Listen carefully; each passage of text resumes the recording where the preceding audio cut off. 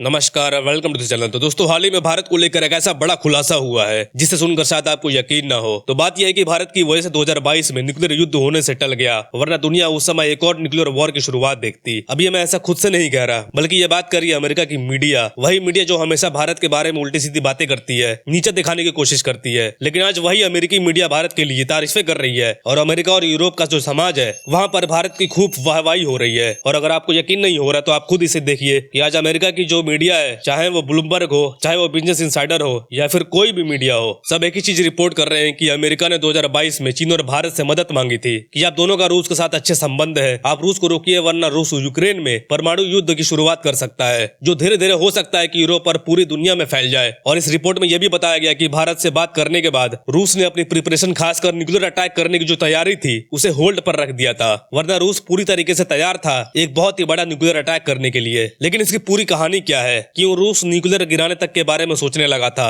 और अमेरिका ने भारत और चीन से मदद क्यों मांगी थी, और स्पेशली भारत के कहने पर रूस कैसे अपने कदम पीछे कर लिया था। तो चलिए जानते हैं सब कुछ। लेकिन उससे पहले अगर आप इस चैनल पर नए हैं तो हमें सब्सक्राइब जरूर कर लीजिएगा, क्योंकि आपको ऐसी वीडियोस यहाँ डेली रोज मिलेंगी। अब दरअसल ये कहानी की शुरुआत होती है रूस यूक्रेन वॉर के 2-3 हफ्ते के बाद से ही। बस कुछ ही हफ्ते हुए थे इस वॉर को शुरू हुए, लेकिन कुछ ही दिनों के बाद ऐसी रिपोर्ट आने लगी कि कुछ यूरोप के देश यूक्रेन को डर्टी बम सप्लाई कर सकते हैं। अब इस बात से रूस बहुत ज्यादा चिंता में आ गया था, क्योंकि डर्टी बम वही होता है जो न्यूक्लियर हथियार के जैसा ही एक छोटा हथियार है। आप इसे ऐसा समझ लो कि आपको 100 किलो के न्यूक्लियर वेपन के जगह अगर 1-1 किलो के न्यूक्लियर बम बनाने हैं तो उसे ही कहा जाता है डर्टी बम। इनका असर बहुत ही ज्यादा डेडली होता है, लेकिन बहुत ही कम रेंज में। और उस समय कहा जा रहा था कि यूक्रेन यूरोप से ये डर्टी बम लेकर यूक्रेन अपने ही इलाके पर हमला करने वाला था, मतलब वही सब इलाके जिसे रूसी सेना ने कब्जा लिया था। और फिर उसके बाद रूसी सेना पर ये डर्टी बम बरसाए जाते, जिससे एक ही झटके में 500-1000 नहीं बल्कि लाखों रूसी सैनिक मारे जाते। अब इस बात से चिंता होकर रूस ने तुरंत एक्शन लिया और 2022 के मिड तक यूक्रेन की सीमा के पास अपने न्यूक्लियर बम की तैनाती बहुत तेजी से शुरू कर दी। अब इसको देखकर अमेरिका भी बहुत चिंतित हुआ, और शायद आपको याद होगा कि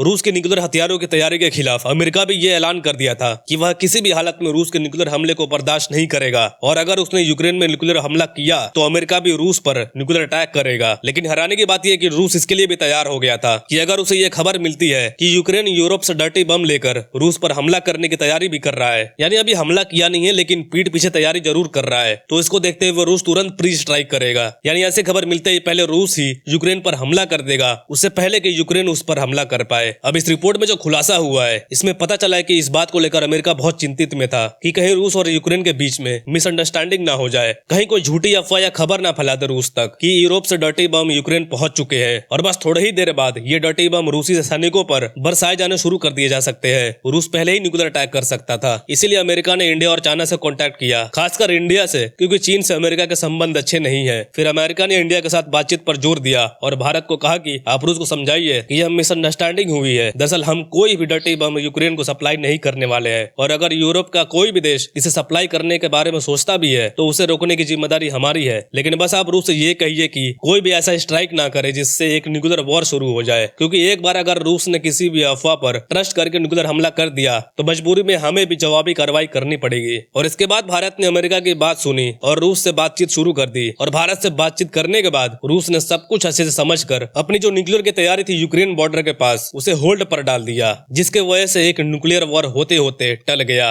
और इसी को लेकर आज के टाइम में भारत को जमकर क्रेडिट दिया जा रहा है कि इंडिया ने ही ये न्यूक्लियर वॉर शुरू होने से रोका था, जिससे पता नहीं कितनी तबाही होती, कितने लोग मारे जाते। सो आई होप आपको ये वीडियो में सारी जानकारी मिल गई होगी। तो आज के लिए इतना ही। जाने से पहले वीडियो को लाइक और हमें सब्सक्राइब जरूर कर लीजिएगा। बहुत बहुत शुक्रिया वीडियो के अंत तक बने रहने के लिए। मिलते हैं अगली वीडियो में।